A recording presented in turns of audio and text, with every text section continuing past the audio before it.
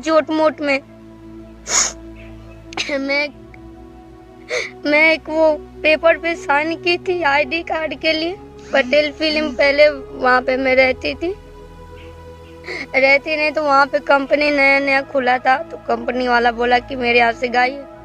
शुरू में मैं गई थी पटना, तो मैं सारे स्टूडियो में, हर एक की स्टूडियो में मैंने रिक्वेस्ट किया है। सबके स्टूडियो में बोलती थी सर मुझे भी गाना गवाइए। 2-3 बार मैं स्टूडियो में जाती थी करने के लिए।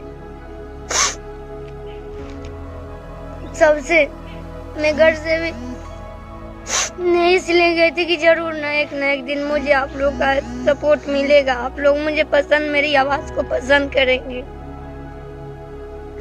आप लोग नहीं मानेंगे, हर एक स्टूडियो में गए हैं, सबसे रिक्वेस्ट किए हैं। मुझे 4-5 महीने तक कहीं काम नहीं मिला। मैं 500 रुपए पाती थी। 500 रुपए पाती थी तो सोचती थी मैं 5 दिन आराम से खाऊंगी और आराम से रहूंगी। मेरे पास बाइक नहीं था, मैं ऑटो 100 रुपए किराया लगा करके, पहले गाय घाट में रहती थी, किराया लगा करके फिर मैं जाती थी। सबसे रिक्वेस्ट करती थी सर मुझे भी गवाइए स्टूडियो में अपने। वहाँ फिर उस कंपनी वाला वो मिला, अभिषेक पटेल,